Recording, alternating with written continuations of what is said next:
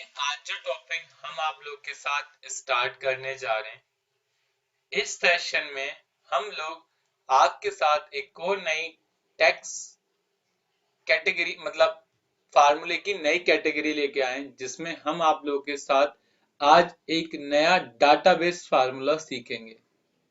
ये फार्मूले गिनती के 8-9 फार्मूले हैं और एक ही जैसे लगते हैं।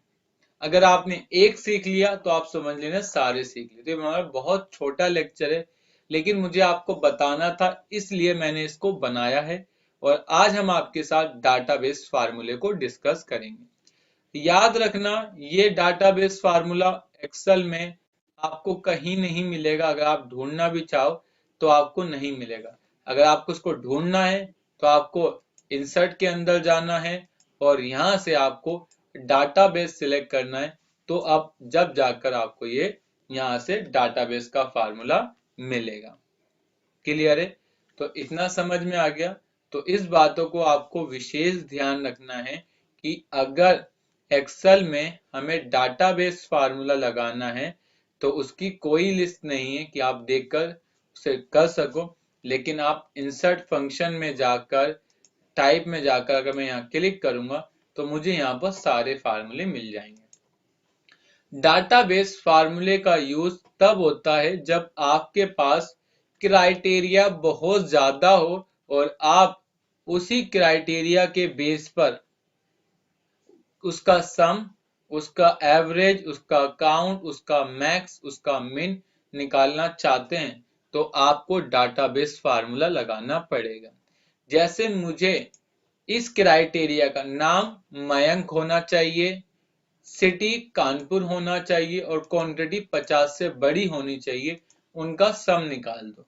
अगर मैं इतने क्राइटेरिया का सम लगाऊंगा तो मुझे सम इफ लगाना पड़ेगा और कम से कम नहीं तो 6 बार मुझे सिलेक्ट करना पड़ेगा।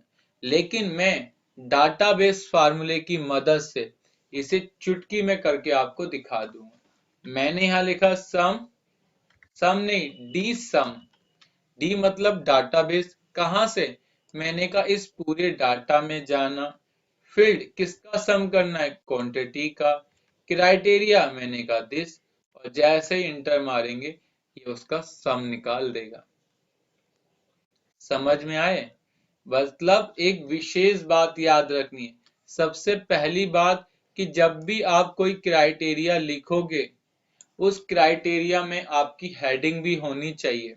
ऐसा ना हो कि आपने बिना हेडिंग के क्राइटेरिया लिखा तो ये वर्क ही नहीं करेगा। सबसे ज्यादा आपके लिए इम्पोर्टेंट है कि आप क्राइटेरिया में हेडिंग भी लिखेंगे, और जब आप हेडिंग लिखेंगे तो ये प्रॉपर तरीके से वर्क करेगा। तो देखा आपका कितनी जल्दी इसने सम निकाल के दे दिया। तो इसके बाद अगर आप दोबारा चाहिए तो आप लिखो डी सम। इसके बाद डाटाबेस को सिलेक्ट करो, फिर फील्ड में जिसका सम करना है उसका सम करो और फिर क्राइटेरिया को सिलेक्ट करके इंटर मार दो तो ये आपको उसका सम दिखा देगा। ऐसे ही अगर आपको किसी का क्या निकालना है, एवरेज निकालना है, तो बस सिंपल है, डी सम डी एवरेज लिखो।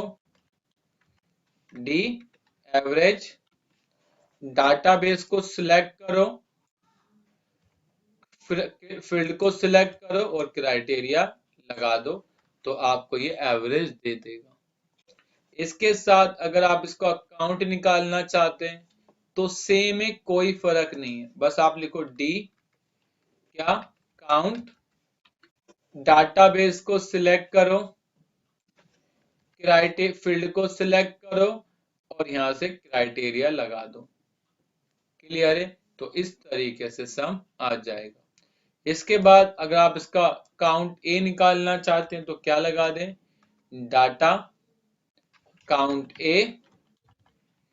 इसके बाद डाटा बेस को सिलेक्ट करें, इसके बाद फील्ड को सिलेक्ट करें और फिर क्राइटेरिया दे दें तो ये आपको इसका सम निकाल कर दे देगा। ऐसे ही डी मिन होता है, ऐसे डी मैक्स होता है, ऐसे ही डी प्रोडक्ट होता है और ऐसे ही डी सम होता है। बिल्कुल सेम है, कोई फर्क नहीं है, बस इसमें डी गेट थोड़ा सा अलग है।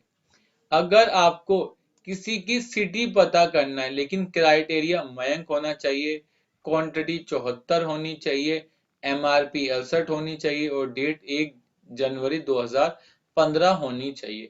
अगर तुम्हें इतनी क्राइटेरिया के बाद किसी का नाम सिटी सर्च करनी है तो आप किसी और फार्मूले से इजी तरीके से नहीं कर सकते, लेकिन आपके पास एक्सेल में एक फार्मूला डी गेट फार्मूला, अगर आप इसमें जाओगे, डाटाबेस को सिलेक्ट करोगे, कॉमा फील्ड को किसको चाहिए, मैंने कहा सिटी ढूंढनी है, कॉमा क्राइटेरिया दिस, तो देखो ये हमें सिटी निकाल कर दे देगा। सिटी क्या है, पुणे। तो मतलब आपका क्राइटेरिया कितना भी हो, ये उसके बिहाफ से आपको सिटी निकाल कर दे देगा। लेकिन इस फार्मूले में एक छोटी सी ड्रॉबैक थी, जिसके कारण ये फार्मूला इतना फेमस नहीं हो पाया जितना VLOOKUP फेमस है, जितना इफ फेमस है, या जितने और कोई फार्मूले फेमस। ये फेमस नहीं होने का एक सिंपल सा यही लॉजिक था, कि अगर इस जैसी सेम कोई कंडीशन कहीं और मिल गई तो ये नम हैश नम की एरर देता है, और कई बार डाटा में ऐसी वैल्यू रिपीट तो हो ही जाती थी, इसलिए ये फार्मूला इतना इम्पोर्टेंट नहीं रहा। तो लेकिन अगर आपके डाटा में कोई डुप्लीकेट नहीं है, डुप्लीकेट का मतलब ये कि हर चीज मैच होनी चाहिए, हर एक पॉइंट, अगर आपकी एक भी चीज यूनिक है ना, तो ये तो वर्क प्रॉपर तरीके से करेगा। लेकिन यही रीजन था जिसके कारण ये फार्मूला आज तक इतना फेमस नहीं हो पाया। तो मैंने आज आप लोगों के साथ एक्सेल में डाटाबेस फार्मूला कैटेगरी को फिनिश कर लिया। अब हमारे पास फार्मूले में एक ही कैटेगरी बची, जिसका नाम है फाइनेंशियल फार्मूला, और वो मैं अपनी आने वाली क्लास में आप लोगों के साथ स्टार्ट करूंगा और उसी को पूरी तरीके से फिनिश भी कर दूंगा। तो बस आज के लिए इतना ही। Thank you for watching video.